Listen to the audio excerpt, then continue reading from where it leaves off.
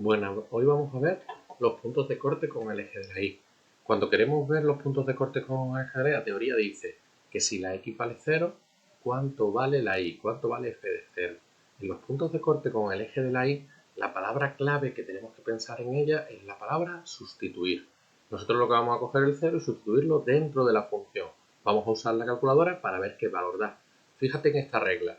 Como digo punto de corte con el eje de la y, lo que quiero averiguar es la y. La x la sé, ¿vale? Punto de corte con la y, pues quiero averiguar la y. Y ese punto de corte siempre estará en el eje de la y, en este eje. ¿Ves? Estará aquí. En este eje todos los valores, sea cual sea el que ponga, si pongo otro, todos los valores que yo ponga, siempre la x valdrá 0. Y lo que variará en ella será la y. ¿De acuerdo? Pues eso es lo que queremos hallar en este bloque. Para ello vamos a trabajar pensando, ¿cuántos puntos de corte con el eje de la y podemos encontrarnos en una función?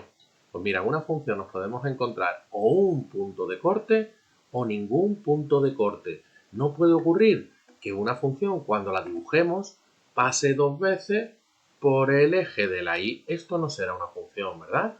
Una función no puede pasar dos veces por el mismo. Una función puede pasar por un punto del eje de la y. Por el eje de la x sí podrá pasar por varios, pero por un punto del eje de la y solo puede pasar por uno. Por eso decimos que puede tener un punto de corte o ninguno. Y esto es importante de cara a errores que cometéis a veces, ¿vale? Vamos a ver. Mira, vamos a ver un ejemplo. Resulta que tenemos la función, una función cuadrada o una parábola, menos x cuadrado menos x más 1. Y vamos a hallar el punto de corte con el eje de la y. ¿Qué hacemos? Sustituimos el 0 y por lo tanto será menos 0 al cuadrado, menos 0 más 1 y da 1. Esta parte de aquí no tiene por qué verse cuando tú lo haces, esto lo hace la calculadora, ¿de acuerdo? Pero te lo pongo para que sepas qué es lo que tienes que hacer en la calculadora. Todo esto se tendría que ver en la calculadora. Acuérdate que cuando metes un valor en la calculadora es importante respetar los paréntesis, ¿vale? Bueno, pues este valor nos va a dar el 0,1. Veamos otro ejemplo, un segundo ejemplo. Ahora te voy a poner una función, en vez de polinómica de grado 2, te voy a poner una función racional. Si en una función racional sustituimos el 0, ¿qué nos va a pasar? Pues que donde está la x ponemos un 0. Pues mira lo curioso de lo que le pasa a esta función, que cuando sustituimos el 0, arriba nos va a dar 1 y abajo nos va a dar 0. Y 1 entre 0 no existe. Si tú esto, en vez de hacerlo como yo lo he hecho, que se ve el valor, lo metes en la calculadora te va a dar error. Te va a decir que no se puede realizar.